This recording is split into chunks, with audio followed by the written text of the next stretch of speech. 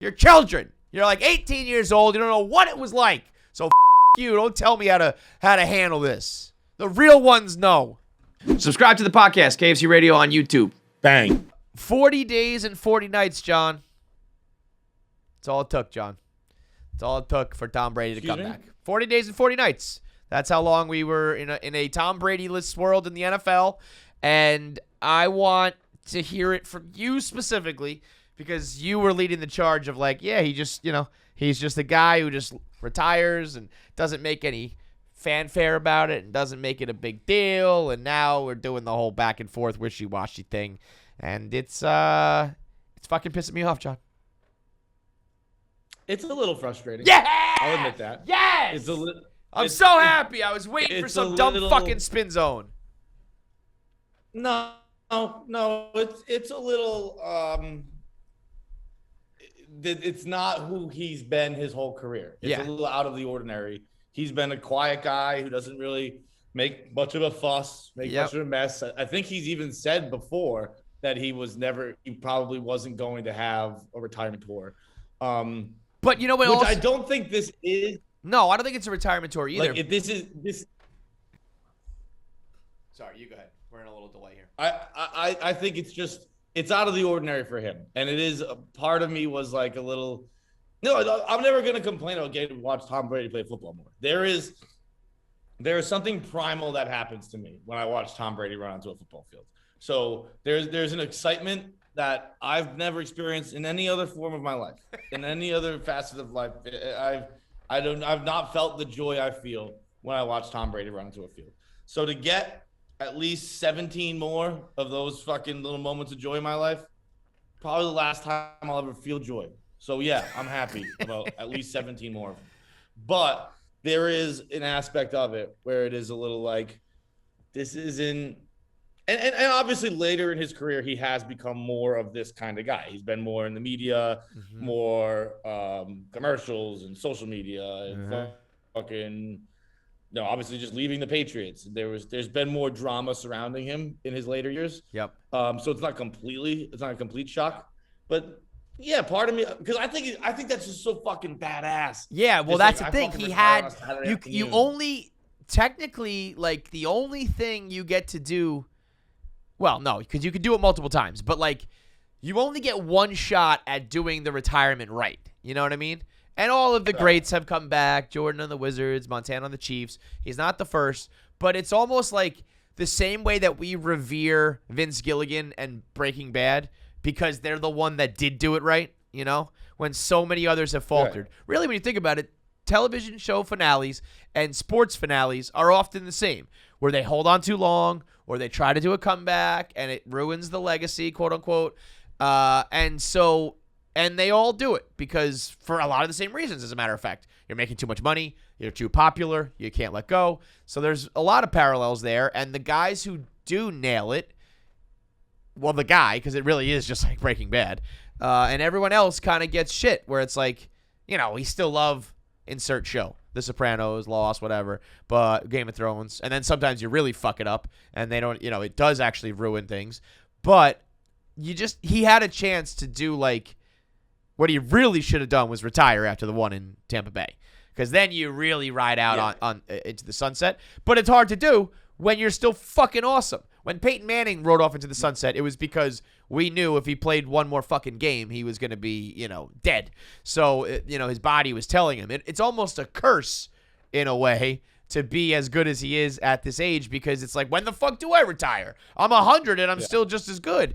So, it was. I mean, that is what he's always said. That is maybe it was a little foolish of us to believe that he was going to retire. Well, it's like he gave himself and the public the blueprint, but then deviated from it. And I wonder if that's just because, like, was his family like, hey, Dad, like, can you retire? Or was there some outside force and then, he gave it some time and was like, no?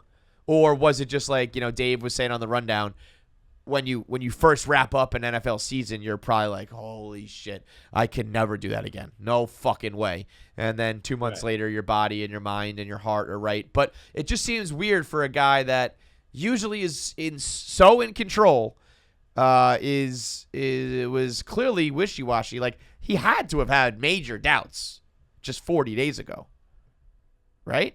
Yeah, for sure. Like, you can't go from like 100% to I'm back. So he had to have been like, I don't know. So it just seems like a reckless move because there's no there was no gun to his head unless he wanted to wrap it up for his fucking. You think that was it? You think it was that show he was doing?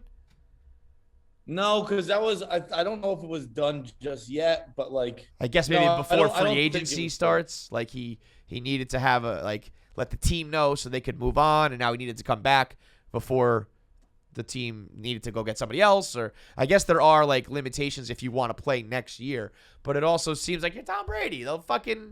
They can make a trade for Deshaun Watson. If you want to come back, they'll put his ass on the bench. Like, it just didn't seem like there needed to be. He was the one who announced it, and he's the one who put him in himself in this spot. It's weird. It was very weird. It was also weird. The reports were like, because I don't know how nationally it was covered, but in New England, and by at least New England beat reporters, there was always some doubt, to the sincerity of the retirement. But like the reports on how they were proving that it was doubtful were so fucking funny. It was like, dude, there was a full-on report that Tom Brady is still drinking water, so he might make a comeback. That's like, crazy. I guess he has a water bottle that he carries, so he knows how much water to drink every day. Right. And it's like he's still walking around with the water bottle. Yo, that's so bad. I like it. That one's great. That one to me is really fucking it funny. Ended up being right, technically, right? Like, right. They were right. He was making the comeback. I think he'd be drinking the fucking water whether he was gonna play football again or not. I think maybe I'm wrong. Maybe Tom Brady he would stop carrying a jug of water if he wasn't playing football. But I don't know. It was that was the whole report. Brady's drinking from his jug of water. Do you think that video with Ronaldo played a role? I didn't see it. I don't know what it is. I know he was at the Man U game this weekend. He went to the Man U game, and afterwards Ronaldo's signing a ball for one of his kids. He flips it to him, and then he turns and he says to him, like, I couldn't actually hear it all that well. It's kind of a hard video to hear. But he says, like, so you're retired, huh? And he goes like, yeah. And then the next day, I wonder if it was like, all right, you know what? Fuck it. It's already out there.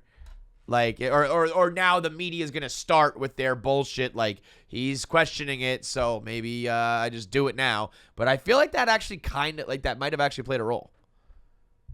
I didn't see that, but yeah, I would definitely think if I had seen that, I would have been like, oh, he's coming back. Yeah, like just rip off the Band-Aid. It makes sense that he would be like, you know what? Yep, let's fucking do it. I hate it because I don't want to see him do it. Like people. I have to address the people, mainly some Jets fans, who are like already telling me like, why do you still care? He's out of the AFC East. Don't you know that? This doesn't affect the Jets. Don't you know that? Fuck you.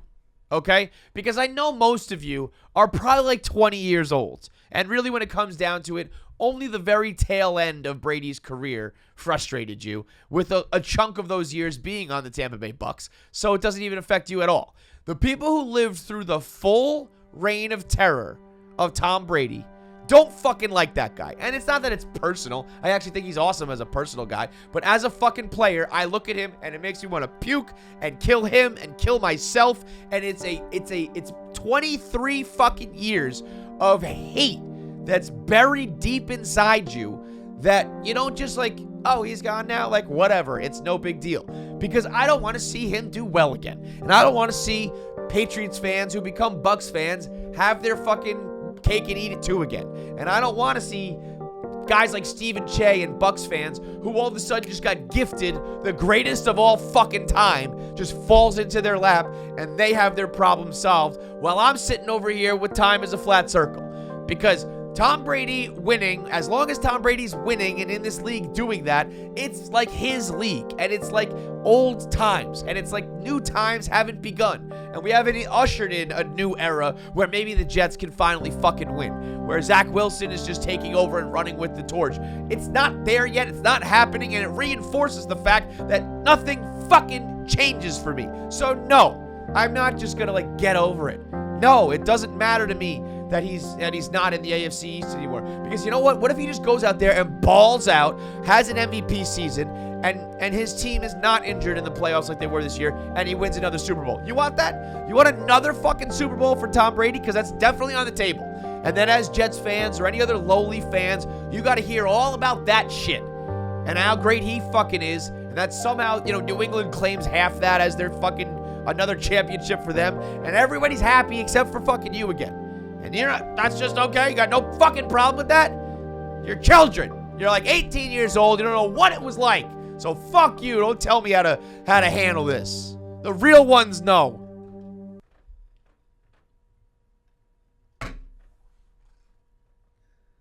I think what you just displayed is exactly why he came back. Because I think he gets off. Yeah. He gets off on like I think there was part of it where he saw like Aaron Rodgers kind of making it a thing, and he's like, oh fuck that right. Yeah. When I leave, it gets to be someone else. Never mind. Right. I'm not gonna do this. He's like, oh Aaron, you're so selfless. You came back for $50 million a year. I'll do it for 25. Like that. Everything is just to mother. He is the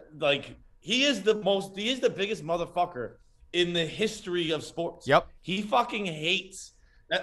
Kevin, like your king hate. Tom Brady hates so much harder than you do. I know. But he just does it in a different manner. In a successful way. Tom Brady fucking hated people talking about Aaron Rodgers. Tom Brady fucking hated hearing about how great the AFC East is with quarterbacks now, how there's a new era been ushered in. Mm-hmm. Tom Brady hated that talk. Yep. He said, what do you mean there's a new fucking era? Like I am the era. It's actually totally bullshit that he was not the MVP last year. He was 100% I agree. the MVP. Yeah. Like not it's usually there are other like because so much more goes into being a quarterback. Yeah. And usually Rodgers does have the better stats, but I think it doesn't matter because what Brady brings to being a quarterback greatly outweighs those. But this year Brady had the better stats too. On top of it, yeah. Rodgers had a more efficient season.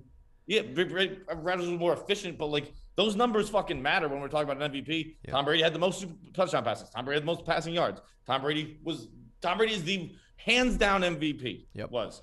So when he's like, whoa, what do you guys mean new era? What do you guys mean there? Yep. We're moving on. So you're not moving on from me. And I am a fucking planet. I hold all the gravity. Everything revolves around me. Yeah.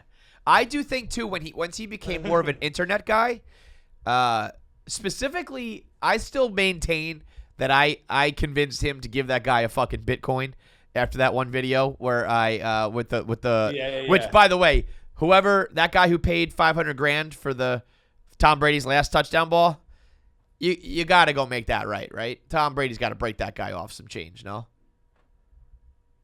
Because I think it's one of those things where like because we make fun of it and because it's so unique, now it ends up being worth more. Yeah, it's like it's actually the second to last first retirement, blah, blah, blah. You're right. But I think when Tom Brady sees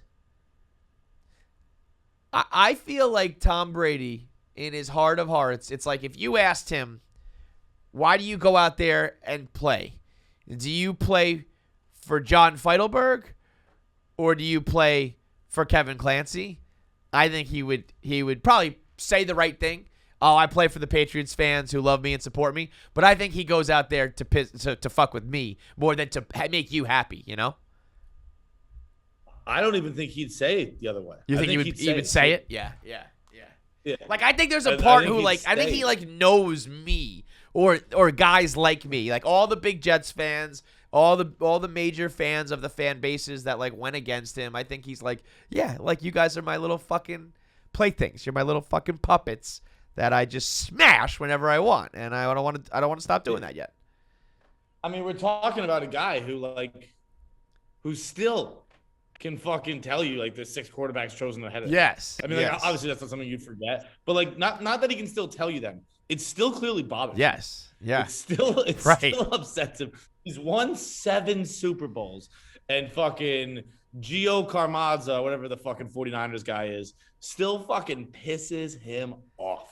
And that's great. Like that's deranged. That's why that's insane. That's why him saying unfinished business is deranged. What's not finished? What haven't you fucking finished, man? Like, unless it's I have to also ride off in the sunset, because that's a tall order, and like you might have to stick around a while to do that. But other than that, you've finished fucking everything, dude. So why don't you just chill out, man? It's like you're 44. Like, just go sit by the pool. And I can't, I'm still not even 40 yet. I can't even like get out of bed and shit. It's like, what are you doing still playing football, man? Just calm down a little bit. You're so extra, Tom. Just fucking relax, man. It's my final week in control of the YouTube channel for the Blade Bet. I got a 1,000 subscriber lead right now. It's time to step on the throat, step on Feidelberg's cleanly shaven throat, and make sure we expose him for the ugly mutt that he is while I keep my beautiful scruff going here. So make sure you subscribe, make sure you like and comment, tell your friends to subscribe, and let's finish this thing off strong.